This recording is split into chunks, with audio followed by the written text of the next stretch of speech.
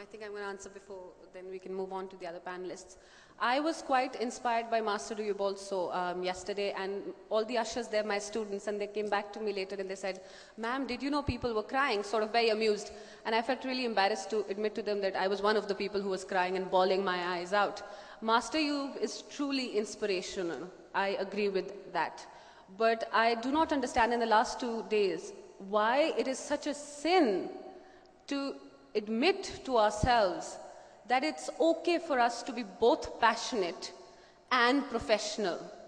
Why must that passion and that respect in society, and why must, for teachers, passion and inspiration should be separate, and taking it as a career and earning good money is wrong for us? I don't get that.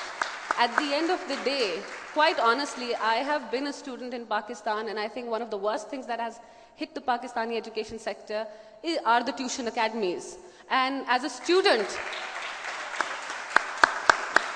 I do not want to be politically incorrect here. I get lots of offers to give tuitions also. As a student, I hated the teachers who used to say, I don't have time to teach right now, maybe beta you can come to the academy. Because that would seem very selfish of them and money, materialistic. But at the same time, let's recognize something. We are people. We live in this world. We like to wear nice clothes, live in good homes, send our kids to good schools, and raise our living status. And there is nothing wrong with it. I realized that being a woman, in Pakistan, I had the luxury to choose a career that I liked instead of one that I should have gone to. My parents are doctors, and I went into medicine in Canada, and luckily they pulled me out of it. But I remember one of my older cousins who was a CSP officer, when one of my colleagues said, you know, you're so intelligent, go into CSP. So I thought maybe I should do that. And he said, you know, Zara, I'm a man in Pakistan, it's expected of me to earn a living. You're so lucky you can do what you want to do. I wish we would allow our teachers to be okay with being a bit materialistic, because at the end of the day, you can't survive on inspiration alone. I'm so sorry. Your kids' fees aren't going to be paid at the end of the day. The day you, I'm probably taking too much time, but the day you start paying our teachers well, you start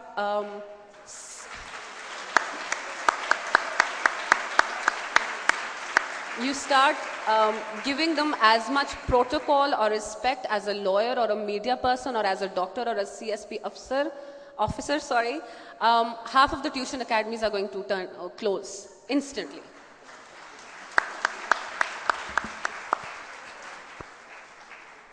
I'd just like to add a bit of market forces to that. You see, essentially, tuition academies are a big issue with a lot of institutions in Pakistan. There's some institutions, for example, Eton College at one point, they had a principal, a very powerful character in his own right.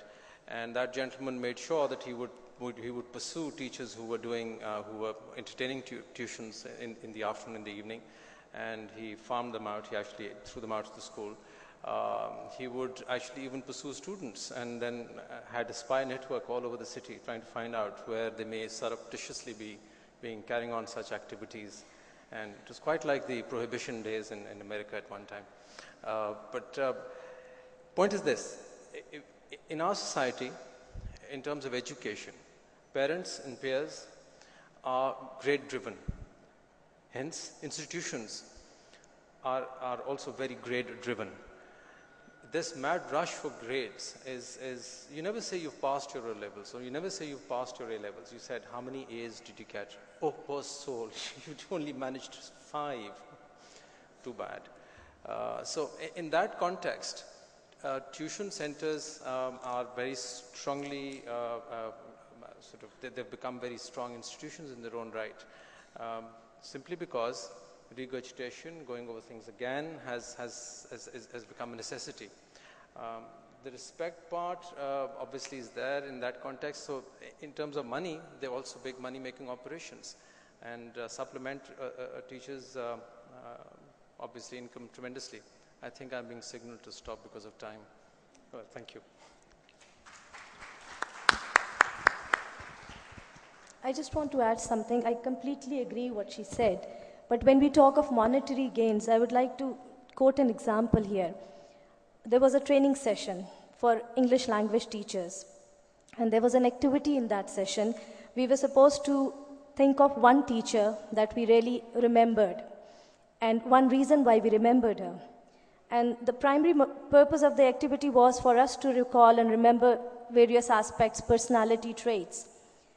And the conclusion was, it came as a pleasant surprise that 42 participants, all English language teachers, remembered their English language teacher as their favorite person. So they all knew about the monetary gains when they walked into this profession. They knew there isn't much. But the inspiration was coming from their teachers, and they just walked in blindly. So somebody who wants to teach will be inspired, with or without the money. They will still continue to teach. I do agree with what you said.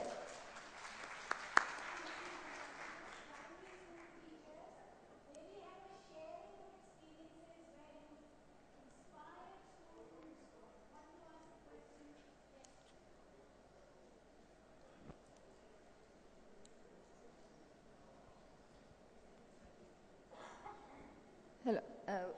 One of the panelists said that teachers can be knowledgeable, but can be made knowledgeable, but cannot be made inspirational teacher. I would like to comment on that. Yes, there are qualities of personality like charisma and maybe the way a teacher teaches and attracts more attention of the students, or maybe the teaching methods which are very, very effective, and they motivate and inspire the students. But along with that, if we are acknowledging the potential of those teachers and how effective and successful they are, we must acknowledge at the level that other teachers in the school also come to know, not only the students, but the other teachers should also get inspired by such teachers. And when in Beacon House we have so many training programs going on, I think if there are some tips given or such teachers are brought to those training programs, or their classroom videos can be shown, that how a teacher is so effective and so inspirational for the students, and others should also get a message, and they should also get some ideas that how effective they can be. Yes, monetary factors are important, and those incentives are important, but along with that, a pat on the back and the many other ways to encourage a teacher, acknowledging the fact that she or he is a very, very inspirational teacher, and we value the teacher, can also play a very important role in the career of a teacher. Thank you very much. Thank you.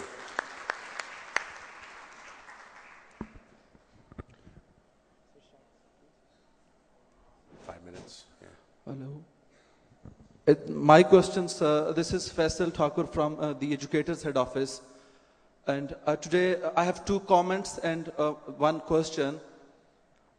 First of all, I would like to extend my deep thanks to the Beacon House family. And today I'm proud of being a Beacon House family member, as today we have painted a positive picture to the world, that Pakistan is known as a country where a potential like this hall is full of it, and we are a knowledge bomb as well. So this is a positive picture we have painted today to the Western world and everywhere. And my second comment, as ma'am has just said, that we should wait for the government signal to let us intervene the mainstream schools.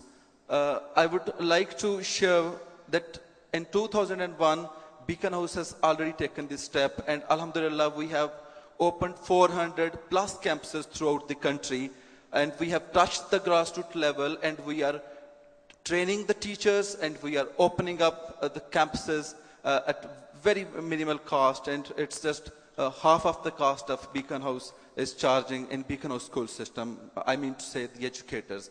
And we are trying to extend this network up to the each and every nook and corner of the country.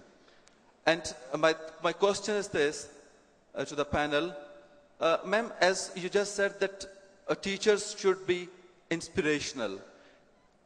Inspiration is a relevant term. I get inspired from A, but maybe the student who is sitting beside me, he inspires from other situation. Can we replace this term with responsible teachers? Can we regulate teachers? You said that since we are in a system, I have come across during last 8 years almost 5,000 teachers, and I hardly could find 5% who were inspirational teachers. So when we send materials, when we send our document, our curriculum resource packs to the schools, should we wait to be inspirational, for their inspirational invoke, only then we will be assured that they are doing proper words? Can we devise something which is, replacing inspiration thing? This is a relevant term to me. Thank you very much. Inspiration, as Andrew said, inspiration can be highly motivated, expert, etc., etc. There's so many adjectives you can put to. Essentially, the crux of the matter is a teacher is somebody, a good teacher, an excellent teacher, an exceptional teacher, somebody who comes into a classroom, captures the imagination of the students, is able to deliver the knowledge that he does well, and his memory sticks for a long time, and he changes lives. That, in a nutshell, is, in my opinion, a good teacher, an exceptional teacher. Now, how do you arrive at that? Obviously, there are methodologies to do that. There are good systems themselves devise so many different ways in which teachers are trained. Beacon House is a prime example of that. I think one of the main examples of that. And along the line, then you become a good teacher. However, when you're hiring teachers, that's up to you as to how to evaluate them. I think you're speaking from that perspective as to when you're hiring teachers for your system, how do you find out good teachers? That is for you to devise and okay. others to see. Looks like we're out of time. I want to thank the panel for your time and your passion, and I want to thank the audience as well.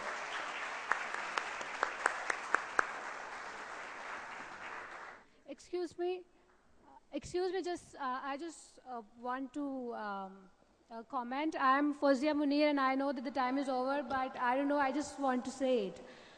And what I'm going to say, you may not agree to it, teaching is the most sacred profession in the world. So we should teach and learn to make this world a better place. And let's teach our students so that they can play their role in making this world a better place and to work for peace. For that, we need tolerance and patience and not the money.